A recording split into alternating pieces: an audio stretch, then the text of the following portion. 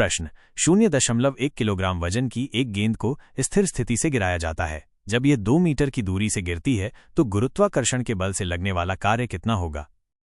G = 9.8 metre प्रति वर्ग second. उत्तर 4-1.96 joule. व्याख्या। कार्य का सूत्र। कार्य W = बल Fx विस्थापन Sx cos थीटा, जहां थीटा बल और विस्थापन के बीच का कोण है। इस प्रश्न में बल F = गुरुत्वाकर्षण बल = mg, जहां m = द्रव्यमान, g = गुरुत्वाकर्षण त्वरण, विस्थापन S = 2 मीटर नीचे की ओर, थीटा = 180 डिग्रीज, क्योंकि गुरुत्वाकर्षण बल नीचे की ओर लगता है और विस्थापन भी नीचे की ओर है। अब मान रखने पर W = mg गुणा S गुणा cos 180 डिग्री, W = 0.1 किलोग्राम्स गुणा 9.8 मीटर्स पर स्क्वायर सेकेंड गुणा 2 मीटर गुणा -1, क्योंकि cos 180 डिग्री = -1, W = -1.96 जूल। ऋणात्मक चिन्ह का अर्थ। ऋणात्मक चिन्ह दर्शाता है कि गुरुत्वाकर्षण बल और विस्थापन विपरीत दिशा में है, अर्थात गुरुत्वाकर्षण बल गेंद को नीचे खींच रहा है जबकि हम ऊपर की दिशा को धनात्मक मानते हैं। चित्र के साथ व्याख्या। चित्र एक गेंद को ऊपर से नीचे गिरता हुआ दिखाया गया है। गेंद पर गुरुत्वाकर्षण बल नीचे की ओर लग रहा है। निष्कर्ष। जब गेंद 2 मीटर की दूरी से गिरती है तो गुरुत्वाकर्षण बल द्वारा किया गया कार्य -1.96 जूल होता है। ऋणात्मक चिन्ह दर्शाता है कि गुरुत्वाकर्षण बल और विस्थापन विपरीत दिशा में है। अतिरिक्त जानकारी। कार्य एक अदिश राशि है। कार्य का मात्रक जूल होता है। जब कोई बल किसी वस्तु पर कार्य करता है और वस्तु अपनी स्थिति बदलती है तो कार्य किया जाता है। यह उत्तर चित्र के साथ विषय को स्पष्ट और समझने में आसान बनाने के लिए तैयार किया गया है। यदि आपके कोई अन्य और के बीच अभिक्रिया और BaSO4 का निर्माण। अभिक्रिया। जब बेरियम क्लोराइड को सल्फ्यूरिक एसिड के साथ मिलाया जाता है तो एक अवक्षेप बनता है जो बेरियम सल्फेट BaSO4 होता है। ये एक द्विविस्थापन अभिक्रिया है। AQ जोड़ AQ BaSO4S जोड़ 2HCl of AQ। अवधारणा। अवक्षेप।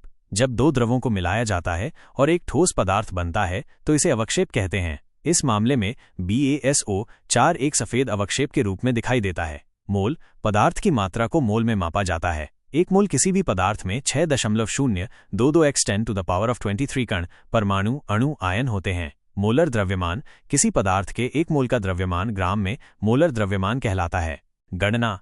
1 दिए गए पदार्थों का मोलर द्रव्यमान BaCl का मोलर द्रव्यमान = 137 जोड़ 2x 35.5 = 208। BaSO4 का मोलर द्रव्यमान = 137 जोड़ 32 जोड़ 4/16 = 233 ग्राम्स पर मोल।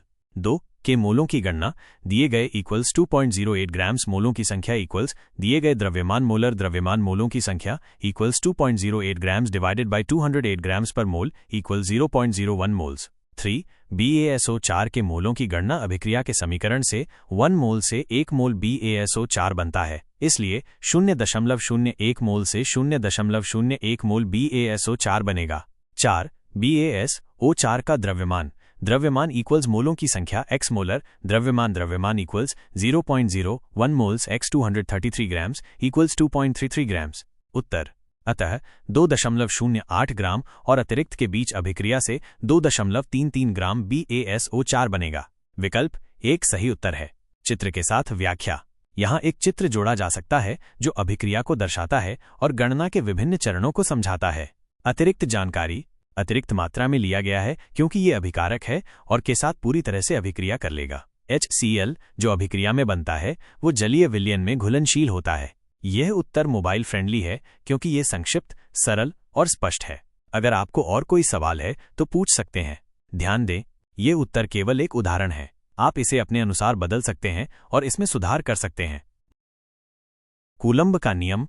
कूलम्ब का नियम विद्युत आवेशों के बीच लगने वाले बल को परिभाषित करता है। यह नियम कहता है कि दो स्थिर बिंदु आवेशों के बीच लगने वाला बल उनके आवेशों के गुणनफल के अनुक्रमानुपाती होता है और उनके बीच की दूरी के वर्ग के व्युत्क्रमानुपाती होता है। गणितीय रूप में F = K of Q1 Q2 हो अपॉन R वर्ग, जहां F = आवेशों के बीच लगने वाला बल, K = कूलम्ब का स्थिरांक लगभग 9 गुणा 10 n m वर्ग बाई c वर्ग। Q1 और Q2 = 2 आवेशों के मान, R = आवेशों के बीच की दूरी। विकल्पों का विश्लेषण। विकल्प 1, यह विकल्प सही है, यह कूलम्ब के नियम को सही ढंग से व्यक्त करता है। विकल्प 2, 3 और 4, ये विकल्प गलत हैं क्योंकि वे कूलम्ब के नियम के सही सूत्र को नहीं दर्शाते हैं। चित्र के साथ व्याख्या। चित्र कूलम्ब का नियम। चित्र में दो बिंदु आवेश Q1 और Q2 दिखाए गए हैं जो r दूरी पर स्थित हैं। इनके बीच लगने वाला बल F आवेशों के गुणनफल के अनुक्रमानुपाती और दूरी के वर्ग के व्युत्क्रमानुपाती होता है। कूलम्ब के नियम का महत्व। कूलम्ब का नियम विद्युत क्षेत्र और विद्युत विभव जैसी अन्य विद्युत अवधारणाओं को समझने के लिए आधार प्रदान करता है। यह विद्युत उपकरणों के डिजाइन और विश्लेषण में भी महत्वपूर्ण भूमिका निभाता है। निष्कर्ष। कूलम्ब का नियम विद्युत आवेशों के बीच अंतरक्रिया को समझने के लिए एक मौलिक नियम है। ये नियम हमें बताता है कि विद्युत बल कैसे आवेशों के मान और उनके बीच की दूरी पर निर्भर करता है। अतिरिक्त जानकारी। कूलम्ब का नियम केवल स्थिर बिंदु आवेशों के लिए लागू होता है। कूलम्ब का नियम न्यूटन के गुरुत्वाकर्षण के नियम के समान है, लेकिन विद्युत बल गुरुत्वाकर्षण बल की तुलना में बहुत अधिक मजबूत होता है। मुझे उम्मीद है। प्रश्न। निम्नलिखित में से कौन गर्म पानी के कुंडों, गहरे समुद्र, तप्त कंदराओं और अंटार्कटिका की बर्फ जैसे जीवन यापन हेतु अति जटिल निवास स्थान में भी निवास कर सकता है? उत्तर 1, जीवाणु। व्याख्या। इस प्रश्न का सही उत्तर जीवाणु है। जीवाणु एक कोशिकीय सूक्ष्म जीव हैं जो पृथ्वी पर लगभग हर प्रकार के वातावरण में पाए जाते हैं। वे बेहद अनुकूलनशील होते हैं और अत्यधिक गर्म, ठंडे, खारे, अम्लीय या क्षारीय वातावरण में भी जीवित रह सकते हैं। इसलिए गर्म पानी के कुंडों, गहरे समुद्र, तप्त कंदराओं और अंटार्कटिका की बर्फ जैसे कठिन परिस्थितियों में भी जीवाणु पनप सकते हैं। अन्य विकल्पों की व्याख्या। अमीबा भी एक कोशिकीय जीव हैं, लेकिन वे आमतौर पर ताजे पानी में पाए जाते हैं और कठिन परिस्थितियों में जीवित रहने के लिए इतने अनुकूलित नहीं होते हैं। युग्लिना एक कोशिकीय जीव हैं जो पानी में रहते हैं और प्रकाश संश्लेषण करते हैं। वे भी कठिन परिस्थितियों में जीवित रहने के लिए अनुकूलित नहीं होते हैं। विषाणु जीवित नहीं होते हैं और उन्हें जीवित रहने के लिए एक मेजबान कोशिका की आवश्यकता होती है। जीवाणुओं की अनुकूलन क्षमता। जीवाणु विभिन्न प्रकार के वातावरण में जीवित रहने के लिए कई अनुकूलन विकसित करते हैं, जैसे कि थर्मोफिल्स, ये जीवाणु अत्यधिक गर्म तापमान में जीवित रह सकते हैं। क्रायोफिल्स, ये जीवाणु अत्यधिक ठंडे तापमान में जीवित रह सकते हैं। एक्सट्रीमोफाइल्स, ये जीवाणु अत्यधिक खारे, अम्लीय या क्षारीय वातावरण में जीवित रह सकते हैं। जीवाणु विभिन्न वातावरणों में। जीवाणुओं का महत्व। जीवाणु हमारे पर्यावरण के लिए बहुत महत्वपूर्ण है। वे मिट्टी में पोषक तत्वों को तोड़ते हैं, भोजन को पचाने में मदद करते हैं और कई अन्य महत्वपूर्ण कार्य करते हैं। कुछ जीवाणु रोग भी पैदा करते हैं, लेकिन अधिकांश जीवाणु हानिरहित होते हैं। निष्कर्ष। जीवाणु अपनी अत्यधिक अनुकूलन क्षमता के कारण पृथ्वी पर सबसे अधिक पाए जाने वाले जीव हैं। वे विभिन्न प्रकार के वातावरण में जीवित रह सकते हैं, जिसमें गर्म पानी के कुंड, गहरे समुद्र, तप्त कंदराओं और अंटार्कटिका की बर्फ जैसे कठिन परिस्थितियां भी शामिल हैं। अतिरिक्त जानकारी। जीवाणुओं का अध्ययन सूक्ष्म जीव विज्ञान माइक्रोबायोलॉजी के अंतर्गत किया जाता है। जीवाणुओं का उपयोग कई उद्योगों में किया जाता है, जैसे कि खाद्य उद्योग, दवा उद्योग और जैव प्रौद्योगिकी। यह उत्तर चित्रों के साथ विषय को स्पष्ट और समझने में आसान बनाने के लिए तैयार किया गया है। प्रश्न। पौधों में वे कार्बोहाइड्रेट जिन्हें तुरंत उपयोग नहीं किया जाता है, उन्हें निम्नलिखित में से किस रूप में संग्रहित किया जाता है? उत्तर 2, स्टार्च। व्याख्या। पौधे भोजन बनाने के लिए प्रकाश संश्लेषण की प्रक्रिया का उपयोग करते हैं। इस प्रक्रिया के दौरान वे कार्बन डाइऑक्साइड और पानी से ग्लूकोज, एक प्रकार का कार्बोहाइड्रेट बनाते हैं। इस ग्लूकोज का कुछ हिस्सा पौधे तुरंत ऊर्जा के लिए उपयोग करते हैं, लेकिन शेष हिस्से को भविष्य के लिए स्टोर कर लिया जाता है। पौधे इस अतिरिक्त ग्लूकोज को स्टार्च के रूप में संग्रहित करते हैं। स्टार्च एक जटिल कार्बोहाइड्रेट है जो पौधों की कोशिकाओं में छोटे छोटे कणों के रूप में जमा होता है। जब पौधे को ऊर्जा की आवश्यकता होती है तो वो इस संग्रहित स्टार्च को तोड़कर ग्लूकोज में बदल देता है। अन्य विकल्पों की व्याख्या। अमीनो अम्ल प्रोटीन के निर्माण खंड होते हैं। वसायुक्त अम्ल वसा बनाने के लिए उपयोग किए जाते हैं। वसा पौधों में ऊर्जा का एक रूप है, लेकिन ये मुख्य रूप से बीजों में संग्रहित होता है। चित्र के साथ व्याख्या। चित्र पौधे में स्टार्च का संचय। यह चित्र दिखाता है कि पौधे के पत्तों में प्रकाश संश्लेषण के दौरान ग्लूकोज कैसे बनता है और फिर इसे स्टार्च के रूप में पौधे के विभिन्न भागों जैसे कि जड़ों, तनों और बीजों में संग्रहित किया जाता है। स्टार्च का महत्व।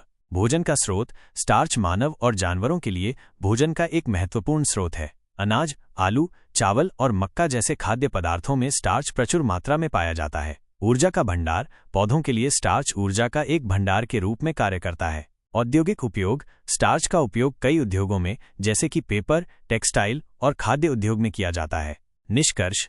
पौधे अतिरिक्त ग्लूकोज को स्टार्च के रूप में संग्रहित करते हैं, जो भविष्य में उपयोग के लिए ऊर्जा का एक भंडार के रूप में कार्य करता है। स्टार्च मानव और जानवरों के लिए भोजन का एक महत्वपूर्ण स्रोत भी है। अतिरिक्त जानकारी: स्टार्च को आयोडीन के साथ मिलाने पर नीला रंग देता है। पौधों के अलावा कुछ बैक्टीरिया और शैवाल भी स्टार्च का उत्पादन करते हैं। यह उत्तर चित्र के साथ विषय को स्पष्ट और समझने में आसान बनाने के लिए तैयार किया गया है। वाहनों की हेडलाइट में प्रयुक्त होने वाला दर्पण। उत्तर 4 अवतल दर्पण। व्याख्या: वाहनों की हेडलाइट्स में अवतल दर्पण का उपयोग किया जाता है। ये दर्पण प्रकाश को एक बिंदु पर केंद्रित करने की क्षमता रखता है। क्यों अवतल दर्पण?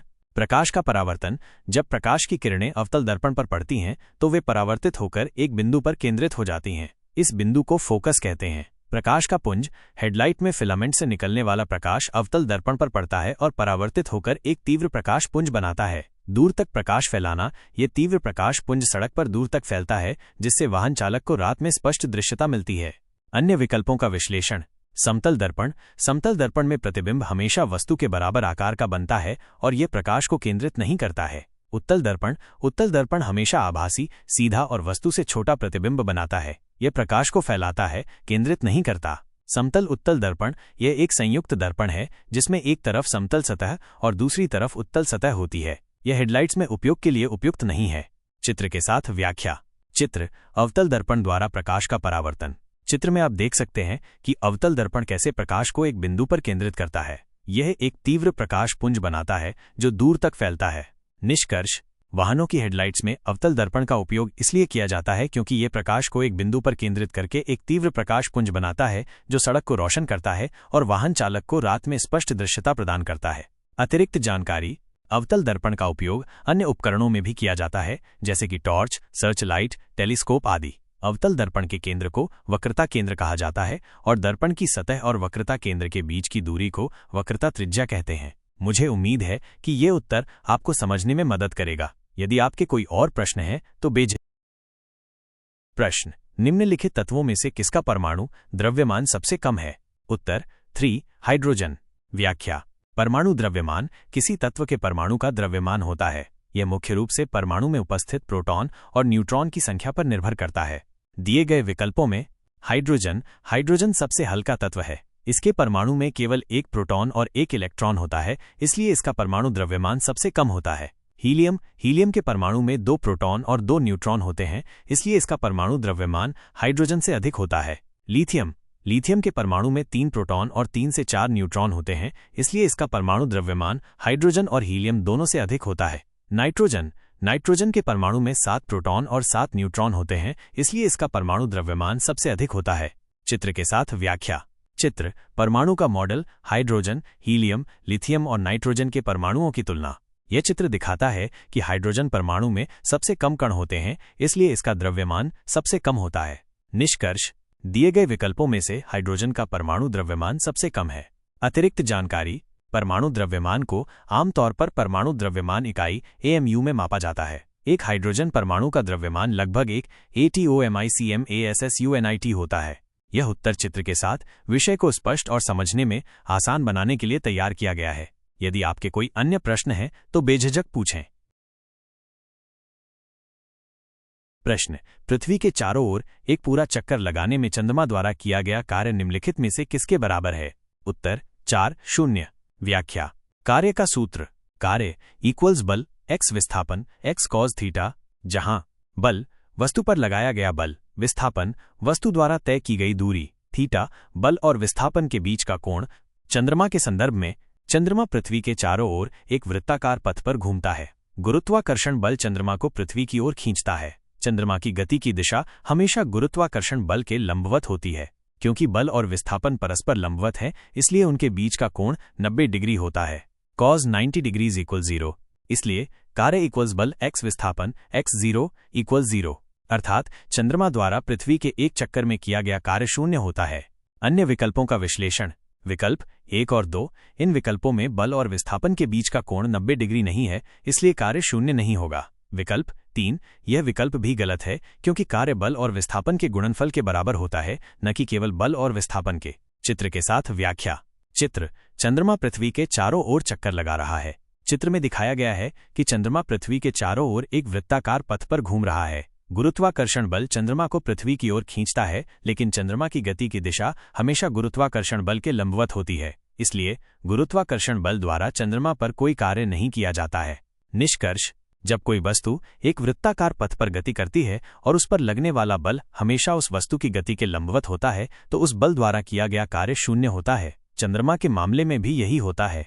अतिरिक्त जानकारी: इस सिद्धांत का उपयोग कई अन्य भौतिक स्थितियों में भी किया जाता है, जैसे कि एक उपग्रह का पृथ्वी के चारों ओर चक्कर लगाना। यह सिद्धांत ऊर्जा संरक्षण के नियम से संबंधित है। यह उत्तर चित्र के साथ विषय को स्पष्ट और समझने में आसान बनाने के लिए तैयार किया गया है। यदि आप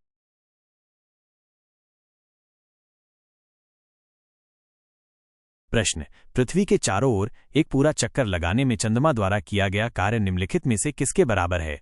उत्तर 4-0। व्याख्या: कार्य का सूत्र: कार्य इक्वल्स बल x विस्थापन x cos थीटा, जहां बल वस्तु पर लगाया गया बल, विस्थापन वस्तु द्वारा तय की गई दूरी, थीटा बल और विस्थापन के बीच का कोण। चंद्रमा के संदर्भ में चंद्रमा पृथ्वी के चारों ओर एक वृत्ताकार पथ पर घूमता है। गुरुत्वाकर्षण बल चंद्रमा को पृथ्वी की ओर खींचता है। चंद्रमा की गति की दिशा हमेशा गुरुत्वाकर्षण बल के लंबवत होती है।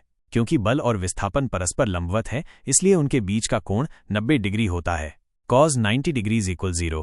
इसलिए कार्य इक्वल्स बल x विस्थापन x 0 इक्वल 0, अर्थात चंद्रमा द्वारा पृथ्वी के एक चक्कर में किया गया कार्य शून्य होता है।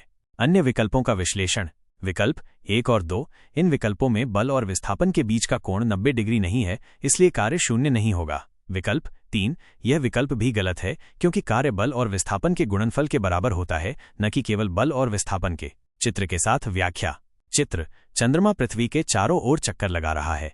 चित्र में दिखाया गया है कि चंद्रमा पृथ्वी के चारों ओर एक वृत्ताकार पथ पर घूम रहा है। गुरुत्वाकर्षण बल चंद्रमा को पृथ्वी की ओर खींचता है, लेकिन चंद्रमा की गति की दिशा हमेशा गुरुत्वाकर्षण बल के लंबवत होती है। इसलिए गुरुत्वाकर्षण बल द्वारा चंद्रमा पर कोई कार्य नहीं किया जाता है। निष्कर्ष: जब कोई वस्तु एक वृत्ताकार पथ पर गति करती है और उस पर लगने वाला बल हमेशा उस वस्तु की गति के लंबवत होता है, तो उस बल द्वारा किया गया कार्य शून्य होता है। चंद्रमा के मामले में भी यही होता है। अतिरिक्त जानकारी: इस सिद्धांत का उपयोग कई अन्य भौतिक स्थितियों में भी किया जाता है, जैसे कि एक उपग्रह का पृथ्वी के चारों ओर चक्कर लगाना। यह सिद्धांत ऊर्जा संरक्षण के नियम से संबंधित है। यह उत्तर चित्र के साथ विषय को स्पष्ट और समझने में आसान बनाने के लिए तैयार किया गया है। यदि आपके कोई अन्य प्रश्न हैं तो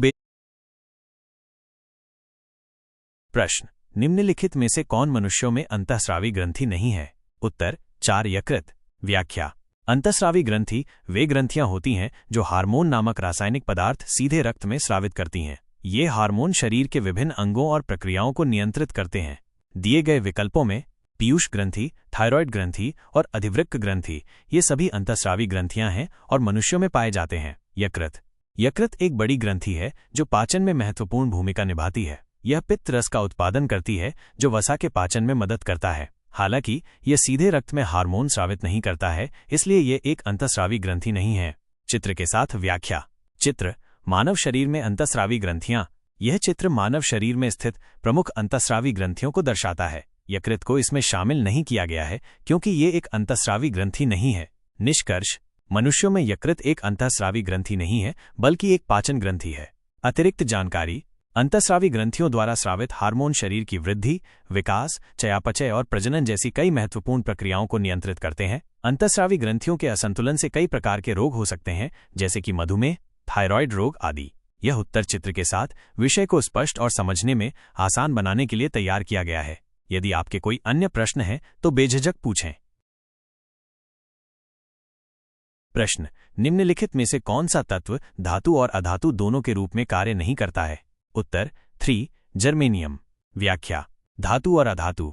धातु वे तत्व जो सामान्यतः चमकदार होते हैं, विद्युत और ऊष्मा के सुचालक होते हैं और आमतौर पर ठोस अवस्था में पाए जाते हैं, उन्हें धातु कहा जाता है। उदाहरण के लिए लोहा, तांबा, सोना आदि। अधातु वे तत्व जो धातुओं के विपरीत गुण प्रदर्शित करते हैं, उन्हें अधातु कहा जाता है। ये आमतौर पर कुचालक होते हैं और भंगुर होते हैं। उदाहरण के लिए ऑक्सीजन, कार्बन, सल्फर आदि। उपधातु कुछ तत्वों के गुण धातु और अधातु दोनों के बीच के होते हैं, इन्हें उपधातु कहा जाता है। ये तत्व कभी कभी धातु की तरह और कभी कभी अधातु की तरह व्यवहार करते हैं। उदाहरण के लिए सिलिकॉन, जर्मेनियम आदि। जर्मेनियम एक उपधातु है। यह कभी कभी धातु की तरह और कभी कभी अधातु की तरह व्यवहार करता है। इसका उपयोग सेमीकंडक्टर उद्योग में किया जाता है। अन्य विकल्प बिस्मथ, आर्सेनिक और बोरॉन, ये सभी तत्व उपधातुओं की श्रेणी में आते हैं और ये धातु और अधातु दोनों के गुण प्रदर्शित करते हैं। चित्र के साथ व्याख्या। चित्र धातु, अधातु और उपधातुओं का वर्गीकरण। यह चित्र दिखाता है कि तत्वों को धातु, अधातु और उपधातु में कैसे वर्गीकृत किया जाता है। जर्मेनियम उपधातुओं की श्रेणी में आता है। निष्कर्ष, दिए गए विकल्पों में से केवल जर्मेनियम ही एक शुद्ध धातु या अधातु नहीं है। यह एक उपधातु है जो दोनों प्रकार के गुण प्रदर्शित करता है। अतिरिक्त जानकारी। उपधातुओं का उपयोग विभिन्न इलेक्ट्रॉनिक उपकरणों जैसे कि ट्रांजिस्टर, सौर सेल आदि में किया जाता है। उपधातुओं की रासायनिक प्रतिक्रियाशीलता धातुओं और अधातुओं दोनों से भिन्न होती है। यह उत्तर चित्र के साथ विषय को स्पष्ट और समझने में आसान बनाने के लिए तैयार किया गया है। यदि आपके कोई अन्य प्रश्न हैं तो बेझिझक पूछें। प्रश्न, तापीय अपघटन के दौरान अमोनियम नाइट्रेट क्या उत्पन्न करता है? उत्तर 4 और व्याख्या। तापीय अपघटन का मतलब होता है किसी पदार्थ को गर्म करके उसे उसके सरल पदार्थों में तोड़ना। जब अमोनियम नाइट्रेट NH4NO3 को गर्म किया जाता है तो ये नाइट्रस ऑक्साइड और पानी में टूट जाता है। रासायनिक अभिक्रिया। Ammonium nitrate S, right pointing arrow, dinitrogen monoxide G + 2HO of G। अन्य विकल्पों का विश्लेषण। विकल्प 1, 2 और 3 ये विकल्प तापीय अपघटन के सही उत्पादों को नहीं दर्शाते हैं। चित्र के साथ व्याख्या। चित्र अमोनियम नाइट्रेट का तापीय अपघटन। चित्र में आप देख सकते हैं कि जब अमोनियम नाइट्रेट को गर्म किया जाता है तो ये नाइट्रस ऑक्साइड और पानी के अणुओं में टूट जाता है। निष्कर्ष, अमोनियम नाइट्रेट के तापीय अपघटन से नाइट्रस ऑक्साइड और पानी गैसें बनती हैं। अतिरिक्त जानकारी। नाइट्रस ऑक्साइड एक रंगहीन गैस है जिसे हंसाने वाली गैस भी कहा जाता है। इसका उपयोग दंत चिकित्सा में बेहोशी के लिए किया जाता है। अमोनियम नाइट्रेट का उपयोग उर्वरक, विस्फोटक और शीतलक के रूप में किया जाता है। यह उत्तर चित्र के साथ विषय को स्पष्ट और समझने में आसान बनाने के लिए तैयार किया गया है। यदि आपके कोई अन्य प्रश्न हैं तो बेझिझक पूछें। प्रश्न, निम्नलिखित त्रिक में से कौन सा एक डोबेरेनर त्रिक का प्रतिनिधित्व करता है? उत्तर 1, ले Na। व्याख्या। डोबेरेनर त्रिक। डोबेरेनर एक जर्मन वैज्ञानिक थे जिन्होंने तत्वों के गुणधर्मों का अध्ययन करते हुए पाया कि कुछ तत्वों को त्रिकों में व्यवस्थित किया जा सकता है। इन त्रिकों में 3 तत्व होते हैं जिनमें मध्य वाले तत्व के गुणधर्म पहले और तीसरे तत्व के गुणधर्मों का औसत होते हैं। दिए गए विकल्पों में 1, Li, Na, K ये एक डोबेरेनर त्रिक है। लिथियम, Li, सोडियम, Na और पोटेशियम K क्षार धातुएं हैं और इनके गुणधर्मों में समानताएं होती हैं। सोडियम के गुणधर्म लिथियम और पोटेशियम के गुणधर्मों का औसत होते हैं। 2, Na, सीनियर Br ये 3 अलग अलग समूहों के तत्व हैं और इनके गुणधर्मों में कोई विशेष संबंध नहीं है। 3, Li, K, Na ये भी एक क्षार धातुओं का त्रिक है लेकिन सही क्रम में नहीं है। 4, Li, Ca, Cl ये 3 अलग अलग समूहों के तत्व हैं और इनके गुणधर्मों में कोई विशेष संबंध नहीं है। चित्र के साथ व्याख्या। चित्र डोबेरेनर त्रिक का उदाहरण। चित्र में आप देख सकते हैं कि लिथियम, सोडियम और पोटेशियम के परमाणु द्रव्यमान में एक निश्चित क्रम होता है और उनके गुणधर्मों में समानताएं होती हैं। निष्कर्ष, दिए गए विकल्पों में से केवल Li, Na, K ही एक डोबेरेनर त्रिक है। अतिरिक्त जानकारी। डोबेरेनर का त्रिक का नियम आधुनिक आवर्त सारणी के विकास में एक महत्वपूर्ण कदम था। हालांकि डोबेरेनर का त्रिक का नियम सभी तत्वों के लिए लागू नहीं होता था। यह उत्तर चित्र के साथ विषय को स्पष्ट और समझने में आसान बनाने के लिए तैयार किया गया है।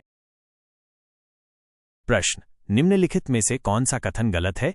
1, ठोस पदार्थों का आयतन निश्चित होता है। 2, ठोस पदार्थ कठोर होते हैं। 3, ठोस पदार्थों का आकार अनिश्चित होता है। 4, ठोस पदार्थ लगभग असंपीडनीय होते हैं। उत्तर 3, ठोस पदार्थों का आकार अनिश्चित होता है। व्याख्या। ठोस पदार्थों के गुण। आयतन। ठोस पदार्थों का आयतन निश्चित होता है। इसका मतलब है कि एक निश्चित तापमान और दाब पर एक ठोस पदार्थ हमेशा एक निश्चित मात्रा में जगह घेरेगा। आकार। ठोस पदार्थों का अपना एक निश्चित आकार होता है। यह आकार बदलने के लिए कठोर होते हैं। कठोरता। ठोस पदार्थ कठोर होते हैं क्योंकि उनके कण एक दूसरे के बहुत करीब पैक होते हैं और मजबूत आकर्षण बल से बंधे होते हैं। असंपीडनीयता। ठोस पदार्थों को आसानी से संपीड़ित नहीं किया जा सकता है क्योंकि उनके कणों के बीच बहुत कम जगह होती है। विकल्प 3 क्यों गलत है? ठोस पदार्थों का आकार निश्चित होता है, अनिश्चित नहीं। यह उनकी सबसे महत्वपूर्ण विशेषताओं में से एक है। चित्र के साथ व्याख्या। चित्र ठोस पदार्थों की संरचना। चित्र में आप देख सकते हैं कि ठोस पदार्थों के कण एक दूसरे के बहुत करीब पैक होते हैं और एक निश्चित क्रम में व्यवस्थित होते हैं। यही कारण है कि ठोस पदार्थों का अपना एक निश्चित आकार होता है। निष्कर्ष: ठोस पदार्थों के बारे में दिए गए 4 विकल्पों में से केवल विकल्प 3 ही गलत है। ठोस पदार्थों का आकार निश्चित होता है, अनिश्चित नहीं। अतिरिक्त जानकारी: ठोस पदार्थों के कणों के बीच बहुत कम जगह होती है, इसलिए वे अपारदर्शी होते हैं। ठोस पदार्थों को पिघलाने के लिए बहुत अधिक ऊर्जा की आवश्यकता होती है, क्योंकि उनके कणों को एक दूसरे से अलग करने के लिए बहुत अधिक ऊर्जा की आवश्यकता होती है। यह उत्तर चित्र के साथ विषय को स्पष्ट और समझने में आसान बनाने के लिए। प्रश्न: निम्नलिखित में से कौन सी गैस चूने के पानी को दूधिया बना देती है? उत्तर: 2CO2 कार्बन डाइऑक्साइड। व्याख्या: जब कार्बन डाइऑक्साइड गैस को चूने के पानी कैल्शियम हाइड्रोक्साइड का घोल में प्रवाहित किया जाता है तो कैल्शियम कार्बोनेट नामक एक अघुलनशील सफेद पदार्थ बनता है जो चूने के पानी को दूधिया बना देता है। रासायनिक अभिक्रिया: AQ जोड़ CO2 CaCO 3 जोड़ L। अन्य विकल्पों का विश्लेषण: ओजोन। ओजोन एक गैस है जो वायुमंडल में पाई जाती है और ये पराबैंगनी विकिरण को अवशोषित करती है। ये चूने के पानी के साथ कोई अभिक्रिया नहीं करती है। ऑक्सीजन। ऑक्सीजन वायुमंडल में सबसे अधिक मात्रा में पाई जाने वाली गैस है और यह जीवों के श्वसन के लिए आवश्यक है। यह भी चूने के पानी के साथ कोई अभिक्रिया नहीं करती है। CO carbon monoxide. Carbon monoxide एक विषैली गैस है जो अपूर्ण दहन के दौरान बनती है। ये चूने के पानी के साथ कोई अभिक्रिया नहीं करती है। चित्र के साथ व्याख्या। चित्र: कार्बन डाइऑक्साइड और चूने के पानी की अभिक्रिया। चित्र में आप देख सकते हैं कि जब कार्बन डाइऑक्साइड गैस को चूने के पानी में प्रवाहित किया जाता है तो चूने का पानी दूधिया हो जाता है। ये कैल्शियम कार्बोनेट के निर्माण के कारण होता है जो पानी में अघुलनशील होता है और सफेद अवक्षेप के रूप में दिखाई देता है। निष्कर्ष: कार्बन डाइऑक्साइड गैस ही वो गैस है जो चूने के पानी को दूधिया बनाती है। यह एक सरल रासायनिक अभिक्रिया है जिसका उपयोग कार्बन डाइऑक्साइड की उपस्थिति का पता लगाने के लिए किया जाता है। अतिरिक्त जानकारी: इस अभिक्रिया का उपयोग प्रयोगशालाओं में कार्बन डाइऑक्साइड गैस की पहचान करने के लिए किया जाता है। कैल्शियम कार्बोनेट का उपयोग सीमेंट, चूना पत्थर और संगमरमर बनाने में किया जाता है। यह उत्तर चित्र के साथ विषय को स्पष्ट और समझने में आसान बनाने के लिए तैयार किया गया है। यदि आपके कोई अन्य प्रश्न हैं तो बेझिझक पूछें। प्रश्न: निम्नलिखित में से कौन सी एक प्रकाशमान वस्तु है? उत्तर: एक जगमगाता बल्ब। व्याख्या: प्रकाशमान वस्तु वह वस्तु होती है जो स्वयं प्रकाश उत्पन्न करती है। जगमगाता बल्ब में बिजली प्रवाहित होने पर वो प्रकाश उत्पन्न करता है, इसलिए यह एक प्रकाशमान वस्तु है। चंद्रमा स्वयं प्रकाश उत्पन्न नहीं करता है, यह सूर्य के प्रकाश को परावर्तित करता है, इसलिए यह एक प्रकाशमान वस्तु नहीं है। जलती हुई मोमबत्ती का जलना एक रासायनिक प्रक्रिया है जिसके दौरान प्रकाश उत्पन्न होता है, इसलिए यह एक प्रकाशमान वस्तु है। जुगनू एक जीव है जो रासायनिक प्रतिक्रिया के माध्यम से अपने शरीर में प्रकाश उत्पन्न करता है, इसलिए यह एक प्रकाशमान वस्तु है। चित्र के साथ व्याख्या। चित्र: जगमगाता बल्ब, चंद्रमा, जलती हुई मोमबत्ती, जुगनू। चित्र में आप देख सकते हैं कि जगमगाता बल्ब, जलती हुई मोमबत्ती और जुगनू स्वयं प्रकाश उत्पन्न करते हैं, जबकि चंद्रमा सूर्य के प्रकाश को परावर्तित करता है। निष्कर्ष: दिए गए विकल्पों में से केवल जगमगाता बल्ब ही एक प्रकाशमान वस्तु है, बाकी सभी वस्तुएं किसी अन्य स्रोत से प्राप्त प्रकाश को परावर्तित करती हैं। अतिरिक्त जानकारी: प्रकाशमान वस्तुओं का उपयोग रोशनी करने के लिए किया जाता है। कुछ प्राकृतिक घटनाएं भी प्रकाश उत्पन्न करती हैं, जैसे कि बिजली। यह उत्तर चित्र के साथ विषय को स्पष्ट और समझने में आसान बनाने के लिए तैयार किया गया है। प्रश्न: विद्युत आवेश की SI इकाई क्या है? उत्तर: 4 कूलम्ब। व्याख्या: विद्युत आवेश किसी पदार्थ का वह गुण है जिसके कारण वो विद्युत क्षेत्र उत्पन्न करता है या किसी विद्युत क्षेत्र के प्रभाव में बल का अनुभव करता है। SI इकाई: विद्युत आवेश की SI इकाई कूलम्ब है। इसे CD से दर्शाया जाता है। अन्य विकल्प: ओम, यह विद्युत प्रतिरोध की SI इकाई है। वोल्ट, यह विद्युत विभवांतर की SI इकाई है। एम्पियर, यह विद्युत धारा की SI इकाई है। चित्र के साथ व्याख्या। चित्र: विद्युत आवेश और उसकी इकाई कूलम्ब। इलेक्ट्रॉन: एक इलेक्ट्रॉन पर 1.602 × 10⁻⁻19 कूलम्ब का आवेश होता है। प्रोटॉन: एक प्रोटॉन पर 1.602 × 10⁻⁻19 कूलम्ब का धनात्मक आवेश होता है।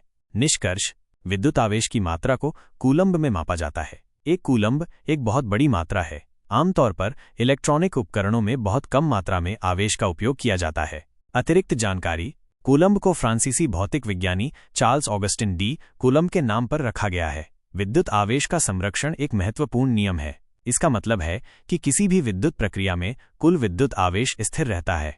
यह उत्तर चित्र के साथ विषय को स्पष्ट और समझने में आसान बनाने के लिए तैयार किया गया है। प्रश्न, निम्नलिखित में से कौन सा एक आयनिक यौगिक का गुण नहीं है? उत्तर 3, कम गलनांक और क्वथनांक।